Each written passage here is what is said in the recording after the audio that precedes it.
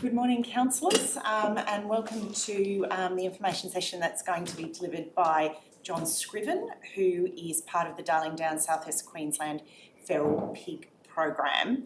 For those of you who are watching, we have the Deputy Mayor Cheryl Windle on Teams, and Councillor Richter is an apology. John, would you like to introduce yourself and tell us about the program? Thank you. Yeah, John Scriven, as introduced, I'm the coordinator for the Darling Downs and South West Queensland Feral Pig Project. So I'm just going to do a presentation. I appreciate you giving me your time, and yeah, great. So what I'm going to touch on today is probably these 6 topics briefly about the project, how it's funded. A bit about myself. Southwest Rock, they chose me, and I just feel I should give a bit of background why they chose me for this role and what I bring to the role. Why this project I feel is important. A bit of stuff about feral pigs. I'm not going into the too heavy lifting with that kind of stuff, but just a little bit of an on that. How we plan to roll this project out. It's a 3-year project, and I'll go a bit further. And from today, what I hope to get from this meeting and where to from here. So this is a 3-year project, and we're fully funded. So I go out west. I've been out Quilpie and Thargomindah, and it's all funded. There's no, like in 6 months' time, come around with me, cap in my hand, going to the council saying, can you give me a few dollars? This is fully funded. I'll never do that. But on the flip side is they didn't give me a packet of bullets. So I've got no on-ground money at all. And in some ways, unless they gave me $20 million, that's probably a good thing. If I've got to start going to every council and working out who needs it more, that would become harder, I believe. So in some ways, I think it's a bit of a blessing that I don't have to divide up money.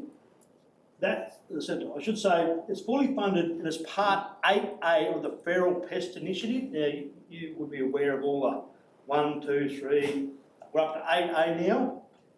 They did have 8B, and that closed a couple of months ago, and I don't know if Southern Downs put in an application for funding, but basically there was $1 million for on-ground work.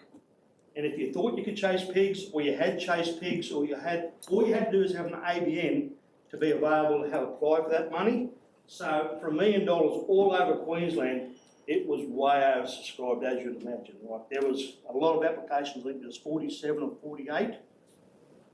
We put an application in, as I said, there's $1 million pot. I rang my mate from Govan, Victoria, and said, who runs them kind of programs. I said, if you were doing that, what would be the maximum amount you would look for each project? And he said around 70 to 80,000. So we put an application in for 77,000. So we kind of didn't quite get to the top, but and we were successful into the second round. So there's a first round. Basically, everyone who they think is successful kind of gets to do a bigger overall project. So we've been successful. I don't know any other people that have been successful with that. Like, I know a lot of councils out west have put some money in for it. Blonde did, Maranoa did, they were unsuccessful. Desert Channels did. So I should go back. In this project, they put on 4 feral pig coordinators for the state. So Desert Channels NRM group were successful in getting 3. They managed 3, which one does the central Queensland, one does the Gulf, and one does Cape York Peninsula. That's the 4, and I do the south. So that's the 4 positions. So I'm going back and forth here and getting myself confused. But anyway, but we were successful with on-ground money. So what we will get is 10 pig traps, 10 cameras, and I will manage them for the first 3 years. Once my project is completed, each council will get a pig trap and a camera. So that's the kind of the legacy of that project, which is not going to change the world, but it is a little bit. And the bottom part is my footprint, which you're probably aware of, but it's Southwest Rock are the 6 bigger councils to the west, and we've partnered with 4 councils to the east, which is yourself, Toowoomba Regional, Western Downs and Gundabini Regional. So that's my footprint I'm going to look after. So, I'm going to talk a bit about myself, and I've never been to university as such, but I've been studying at a campus the last 40 years. It's the University of Hard Knocks, so I've got no diplomas or no degrees, I haven't done a PhD or Masters, but I've done a fair bit in this kind of sort of thing. So I briefly want to go through my work history to show where I've come from so you can understand what I bring to the role. So the first basically 20 years of my life I was a shearer, so I trudged around shearing sheds, mainly around St George in Western Queensland. So I did that for a little while there, and I was working for a shearing contractor, and I thought a few of the men weren't doing what they should be doing, and I brought it to his attention, and he said, well, if you can do a better job, you probably should go and do that. And I'd probably say that if I was a boss too, I'd probably say that. So I thought, no, I will go and do that, and I had a go. But being a shearing contractor, and most of you know in business, it's very hard to kind of start. You've got to have good staff to get good jobs, and to get good jobs, you've got to have good staff. And it's kind of a vicious circle. So for the first 4 years, I did it pretty tough trying to be a shearing contractor. So another thing that you can kind of flexible a bit is managing a pig box and being a professional shooter. So I kind of married the two together, and I did more of this for the first 4 years of my shearing contracting career. So I've had a fair bit to do with harvesting feral pigs, that commercial side of it, being a shooter, being a harvester, being a box operator, and macropods as well. But in 1994, an old contractor in the district said, if you had enough playing, you want to get into this fair income, he said, you can take over my run. And for that's when I really hit my pins, and and I did really well. And that's probably my claim to fame, really, being a shearing contractor. We saw 300k radius of St George. Best year was 326,000 sheep for the year. This side over here with this heap of men, that's Roger Fletcher. I don't know if you know Roger Fletcher, but he owns Dubbo Meatworks. I saw all his work. Book was the last shed of the year in December, so we'd be there now if I was still shearing, and we just get a team shot every year. In 2006, I had a marriage breakdown and I sold that business, and I got into land care. And this was probably, for me, was a really, really big change. But this is where I really learned a lot about land management, not having my head below my rear end shearing, and out with land managers. I spent a bit of time at Stanthorpe. I used to come over a bit. I don't know if Harley West, any people know him, but he was a good friend of mine. He was the land care coordinator at the time. I think he ran the land care committee for a while, then he became the coordinator. But yeah, so I did that for 6 years. Land care is a great business and all that, but it runs on grants. And if you have a bit of a drought with grants, you go from caviar to sayos pretty quick. And I was having a bit of a drought at St George there with grants. So I thought for my land care committee it's probably best if they found a new coordinator, and I went and worked for QMDC. They took me on as a pest animal officer, so I did that for 6 years, just working out of St George, and that was the part when the money was running out. So I became part of the division that did corporate work. So we did a lot of contract work for the mines, and for other companies. So I was involved in a lot of big projects with pest animals. Probably the biggest one was developing of hoggon, which is a humane toxin for killing pigs. I did a big project with the mallee fowl down at Cobar, where we built 6 enclosures to trap feral pigs and trap feral goats. We trapped thousands of pigs and tens of thousands of goats. As I said, this is up here, it's at a gas mine, Santos gas mine up above Roma. So that's what I kind of did for 5 years, just doing that kind of stuff. In that time, we partnered a lot. Hoggon, although it's a toxin we can use here in Australia, it was developed for the US. So they've got no toxins over there. They can't poison any pigs. They can only basically shoot them, and they do a lot of that, as you know. But so I did a lot of work over there. Sorry, may I ask a question, John? Just in regards to hog gone, Yes. does it affect other animals? Yes. Right. Thank you. But as I said, like there is ways, you know what I mean, but it does affect any toxin really. Animals eat it to a degree, bar 1080. 1080 doesn't affect our native animals. So, I was about to say, goannas survive that. so they can eat a ton of them. That's it, go in skin. So so I did a lot of work with as in the US, and that was really good because you go to the US and as I said, toxins were going to be the silver bullet. They're going to fix all their pig problems up. And I'd go over and say, listen, we've got a lot of pig problems in Australia still, and we've got a lot of toxins we've got available. You know, you're probably going to look a bit harder and be a bit more coordinated with that controls. I hear in Australia the reason we've got feral pigs is because we haven't got no guns. You know what I mean? Like if we gave them more guns, we had better guns, more, you know, we'd have less pigs.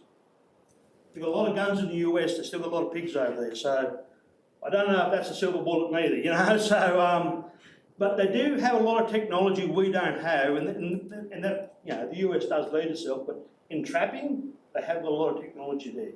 So thermal imagery, you know, all that kind of stuff. So that I learned a lot over there, and hopefully I taught a little bit, but we used to go over, and that's been at the conference there, the pest conference, the feral pig conference. So in 18 and 16, I presented at both conferences, and then we'd go around and talk to groups.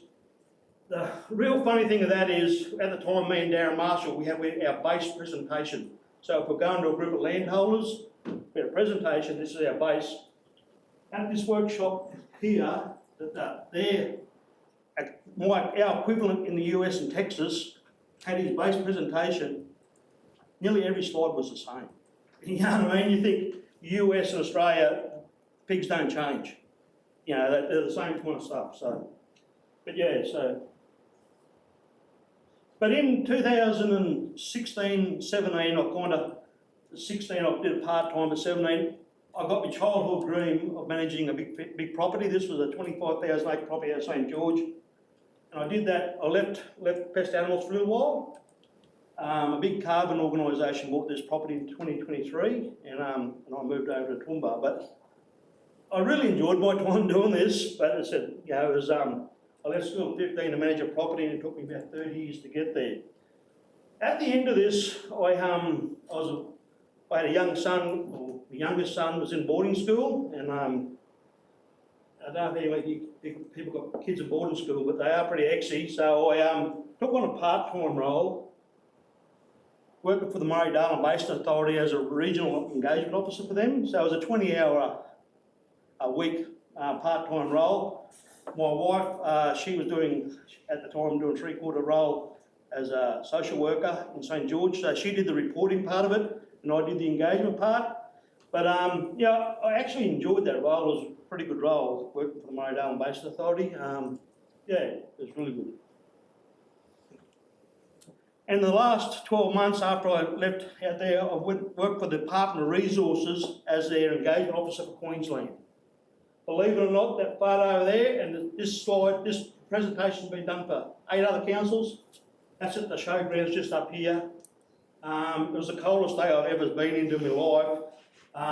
This year, must have been July or something, we're doing a fire workshop up there for the Department of Resources, so, and that's at Farm Fest this year. So that's what I've, yeah, that's my working experience. So I feel I can deal with most situations and most clientele, whether it be, you know, hunters, farmers, NRM, you know, business people. I think when it comes to the table, I can negotiate and facilitate change, and that's why South West NRM chose me for this role. So why are feral pigs important? This is a workshop day, but I'd say you guys would handle a lot more important things, you know, on your agendas, your day-to-day, you know, whether it be roads, flooding, droughts, bushfires. Why are feral pigs important? Well, you'd probably say that they're not really that important, really. But I say they're like termites. You don't really know what's going on until your house falls down. You know, they're eating away, and they're very good at doing what they do, and that's what I was going to go through, why I feel this project is important and why we should probably, you know, they are damaging our biodiversity. They are damaging our wetlands. That's a fact. That's no grey area there. They're affecting our water quality and river systems, you know. They are doing that. You know, they are doing that. But they're also damaging crops. You know, they don't work from the outside in, they work from the inside out. So quite often, you know, I said I was hearing about wheat crops there, but if you get pigs in it, you don't really know until you get that header in there that they've probably got a problem with pigs. You know, lambing. I've done a lot of work with hog-on animal control technology. It's owned by Linton Staples. He started that company. He was a extension officer with the Victorian DPI. He done his masters on sheep fertility. He quickly found that sheep have got no problem with their fertility.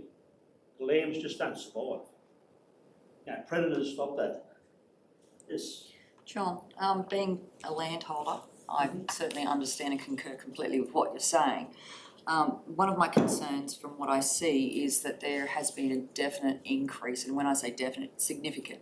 For, let's say, 8 years ago on my property, there would have been mobs of maybe 5 to 10 pigs moving at a time. Now I'm seeing indicators are up around mobs of 50 to 100. Are you seeing that as a significant trend everywhere else? Is that the same sort of trend that you're seeing? Yes, there's two parts of that. Seasonal, like, you know what I mean? You know, that's the biggest thing, seasonal. And I will touch on that if I can come back to that question. Yeah, I was just going to say, councillors, if we hold questions till the end of John's presentation, please, and then through the chair. Yes, just so sorry about that, we probably will double up though. And leptospirosis, now, if you've got a lot of pigs and you've got cattle, people need off that, and I understand that, it still is a cost, and it still, you know, does, you know, if you haven't needed your cows, you can lose calves. But then there's disease affecting humans, and this is, you know, like, again, not really a problem until you get these diseases. And you see brucellosis, you know, if pig hunters, dogs catch that. Humans can catch that with blood.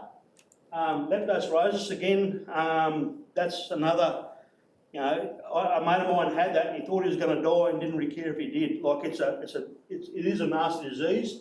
And Japanese epilepticus, I have trouble pronouncing that last bit, but a lady from Mangaro actually passed away from that. And you look at that life cycle there for Japanese epilepticus, or whatever, you know, bear with me. The only time it goes back in and out is with pigs. That's the only animal it does, you know what I mean? So it affects humans, it affects horses. The life cycle of the mosquito, where it goes in and out, is pigs. So around piggeries, it's a massive concern, of course, and feral pigs. But this is why I'm here. Basically, foot and mouth and African swine fever. That's why the state government have invested this money.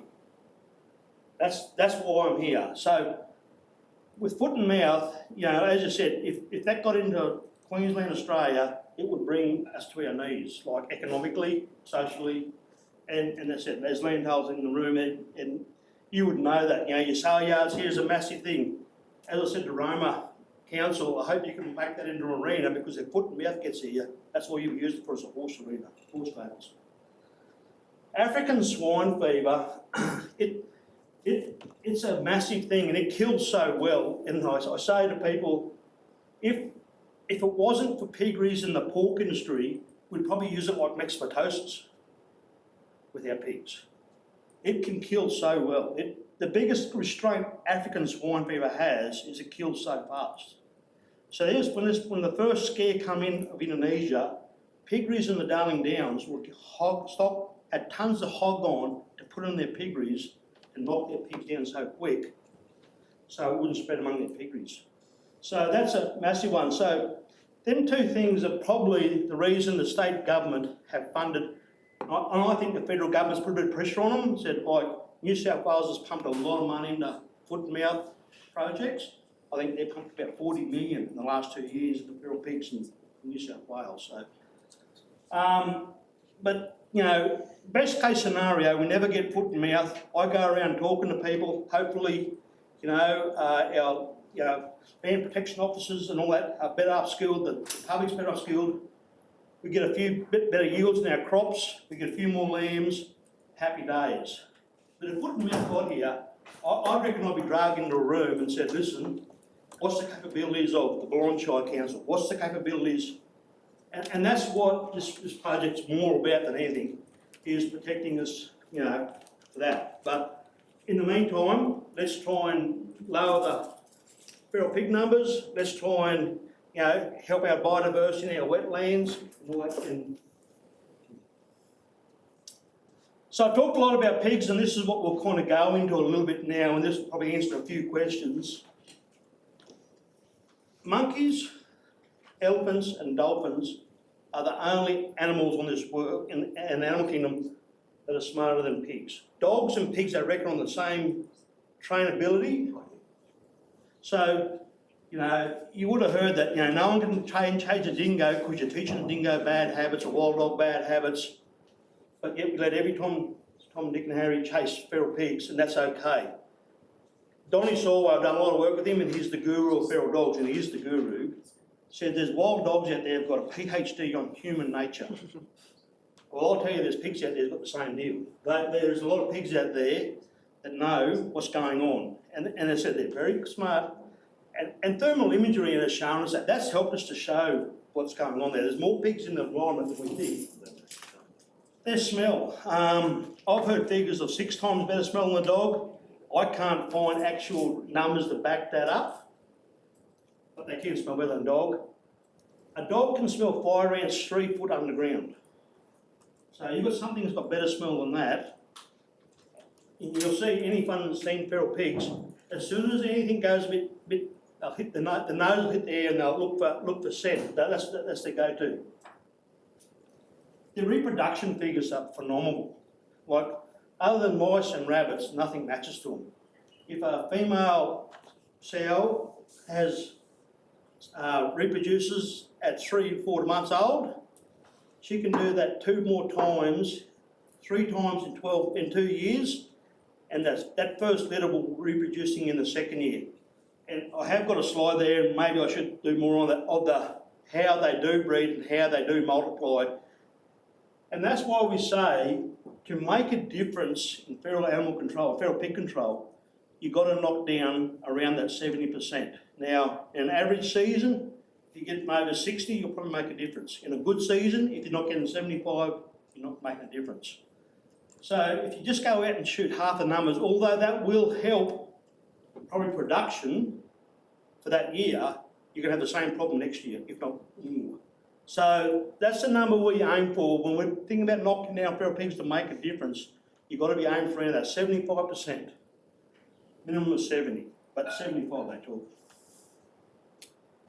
But the good news is they do have a very small home range, and that's a good friend of mine, and I've done a lot of work with him, Darren Marshall's collared a lot of pigs. He's collared pigs not far from here. He's collared pigs everywhere, and I've done a lot of work collaring pigs with him. They don't move much. They do not move, and we collared 2 pigs 14 k's from St George, and when we came, the collar's got a lifetime of about 12 months.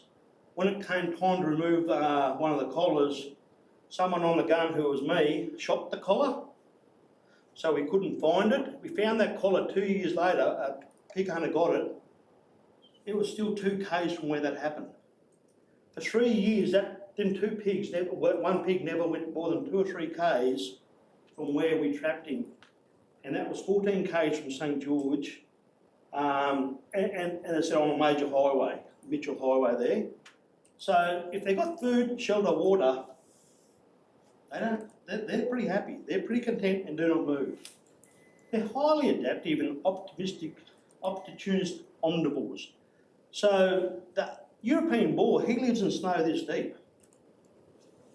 The cold and, obviously they're tropics, they like protein and they need that to maximise their reproduction. But if they haven't got that, they can't breed as much or as quick. But they can still live there quite comfortably. They're down in the Snowy Mountains now. They're doing a lot of damage down there. So they can do what they can live anywhere basically. They're optimistic, highly adaptive. and they're a creature of habit. And this is, people overlook this part a little bit with feral pigs. And, you know, obviously in the sugarcane, they can't get them out of sugarcane.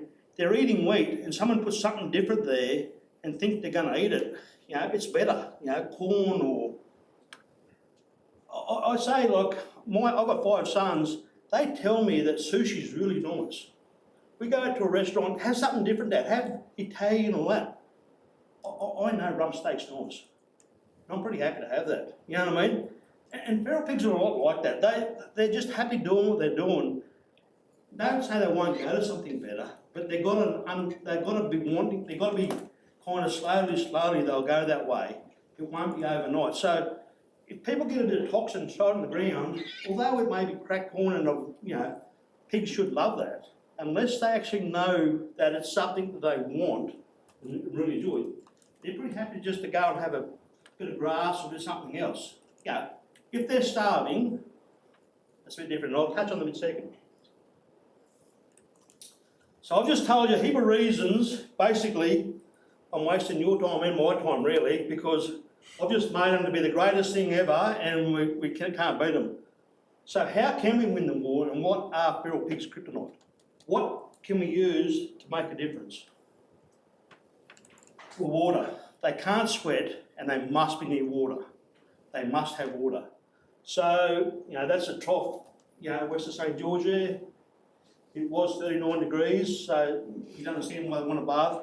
But you couldn't expect stock to drink out of that trough as well, because, you know, like it was like chocolate, the water there. I said about the Cobar, I did a big job there down at Cobar, or Mount Hope, in the Malleefowl, big Malleefowl project. We made these, you know, I'll show you a diagram later on, but we made these, we fenced off big dams, and that dam system lent itself to it. And we made these ramps where goats would run up and jump in, and then they couldn't get back out. We didn't think pigs would use it. We made pig trap gates for the pigs, but the pigs were quite happy to jump down a metre to go to water. They soon learned that that was an easy way to do it. I mentioned about food, and although I said they won't change, they won't go hungry neither. So we all would have heard the story about the pigs coming to electric fence, squeal before they get there, but still go through the fence. And then when they're coming out, they'll squeal before they get the electric shock, but they still will go through that fence.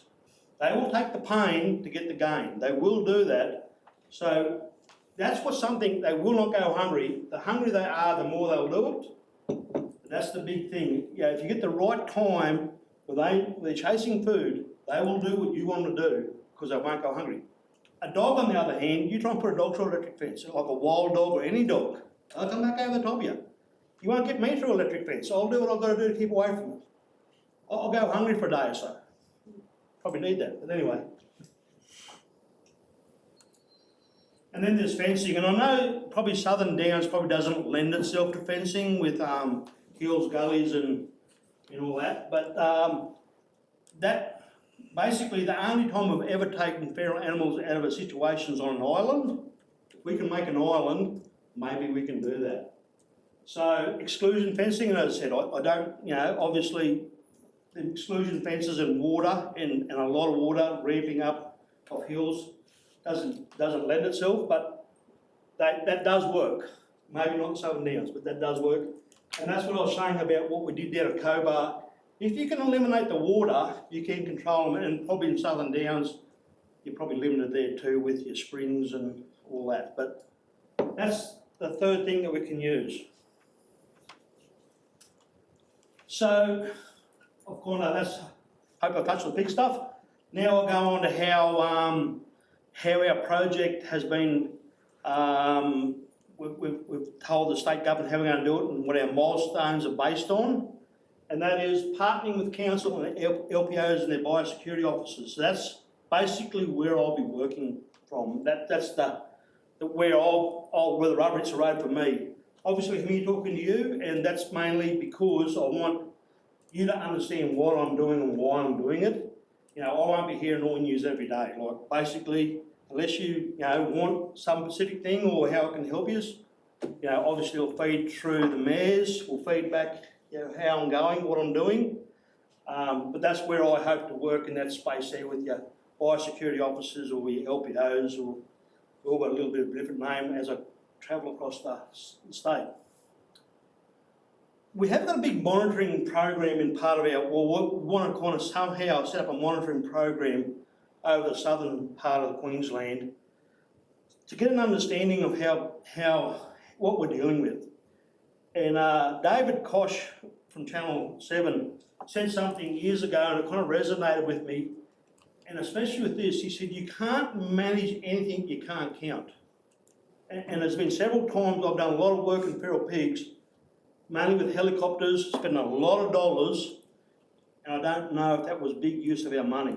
You know, like, and I said one time at Durham-Bandy, we ran 2 helicopters in there, we had 4 shooters, we ran out of bullets, we ran out of money, but we didn't run out of pigs. We were shooting 300 pigs an hour, our 2 helicopters, and we pulled them out and there's still the same amount of pigs there.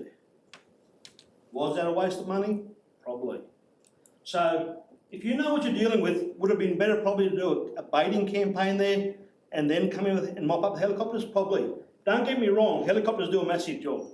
If you want to get rid of a problem quick, if you've got, you know, like at certain times want to plant chickpeas or something like that and you want to knock numbers down, helicopters will do that. But we've done projects down in the watercourse in the wider wetlands. After they shot them, a week later there's more pigs than before they shot. If you can't do that big enough area, they will come back in and reinvestigate. What I feel my main role is too is upskilling with new technology, equipment and methods with the LPOs and landholders. Now, as I said, there's not, you know, but we have got thermal imagery. That is a game changer. We have got new pig traps for people that don't like toxins, and toxins aren't for everyone. And there's some places, I did a lot of work with the grapes down in St George. With their Woolworths contract, they weren't allowed toxins on the place. So there's some people that you say, oh, they just won't use toxins, and there is reasons and economical reasons why they can't do that. So we've got to accommodate them, not just say, well, you know, they're wrecking the whole show. Let's work with them, see if we can change it. Part of my milestones, I must do a workshop, one workshop in every council every year. So it's 3 years. That's the minimum, not the maximum. I must do at least one workshop in Southern Downs this year, next year and the year after. But if I'm seeing that there's more stuff wants to happen, I can do one every week if you want me to. I'm going to pay it every week, but if that's what's needed, I can do that. But I must do one. And I feel if we do all the above that well, and there is an opportunity to get funds for on-ground works, I feel we can leverage a bit of money that way. And we all know that state government, they want results. They don't want pie-in-the-sky stuff. If we can do all that well, we've got a lot better opportunity of getting results. So where do I go from here after boring you for half an hour? I'd like to meet your local government people, you know, your LPOs and your director for that kind of stuff, and work with them. And I want to get to understand Southern Downs' needs. Like, I've got an idea, but that doesn't make it right. That doesn't make it, you know, they're on ground, you know. Carla, you're on ground. You can say where the problems are. People at your landholders and your people are telling you what the problem is. That's what I want to understand. Again, I can't fix something I don't know. So, and I might be able to fix it at all. But once we understand something, then we can start working a plan. I want to book in regular catch-ups with them, like on Teams or phone. A lot of them don't like Teams. I actually do like Teams myself, but I'm happy to use the phone if that's what it is. And somehow set up a monitoring plan. That's what, I don't know how it looks in the Southern Downs, but if we can work out a way to do it, that'd be great. And yeah, now I'm up for questions. So. Yeah, Yes. councillors, we are running over time, so I will also get John to leave his card with everyone to follow up, but a few quick questions, but we're already past the time. Off you go. I was just going to do quite a quick one. How much collaborative work do you do with both national parks and state forest groups? National Parks a lot. I've met with them and I've got a lot of friends in that, you know, mates in that kind of management there. I haven't done much with forestry, to be honest yet, but that will obviously be, something that I It's will quite a big do. issue in parts Yeah, of the region, yeah, the pigs yeah. and the forestry, I know. And so. when I worked with the Department of Resources, like I was pretty well over, I work pretty close with them people, so I've got a lot of contacts there too. And Councillor McDonald, did you want your earlier question answered on the trajectory, I think it was? Are you seeing more? Yeah, the trends, now? essentially, The if you trends? can, so through you, Madam Mayor. So there's two parts of that. I've got a slide and I'll show you if you want to see it one day, but in the US, states that have banned all feral pig work, that they couldn't touch a pig, their pigs never really changed much. As soon as they thought we're all over it, this is over a 40-year period, they said, well, let's just make hunting enjoy, let people hunt them and get rid of what's there. Within 3 years, the whole state had feral pigs on them. So, I'm not here to bag feral pig hunters, but I do think they relocate a lot for us. And that's probably a bit of a problem. When I grew up at St George and Mungandai, my father used to come up to Mungandai as a kid, as a young adult. That was the only place in Australia that kind of had feral pigs, that area, Moree, Mungandai, Dandy. Where is there feral pigs now? Why, and I said, obviously, they've been helped to relocate. So that's probably the biggest thing. Yeah, through you, Madam Mayor, just further to that, being a neighbour of a feedlot, feedlots are a major attractor for Again, pigs, they and get it's very, very food. difficult. Food, that's what they need. Above 14% protein, they breed like mice, nearly anyway. So that's, once you've got a good food source there, they'll make hay while the sun shines. Okay, thank you very much, John. Yes, please do leave your cards. If anyone has any follow-up questions, feel free to get in contact with John. And I think Nicole and Carla will be hooking up with John. No worries. For Sorry to that. go over time there. That's okay, John. We've just got some other externals coming on soon. Thank you. So yeah, Nicole and Carla can follow up, and the rest of us will wait for those updates from John. Thank you very much. No worries.